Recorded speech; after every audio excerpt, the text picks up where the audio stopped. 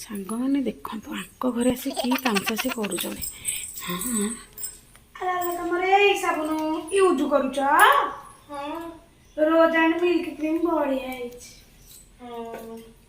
ଆଉ ଏଇ ପରଫ୍ୟୁମଟା ବଢିଆ ବାସ୍ନା ତ।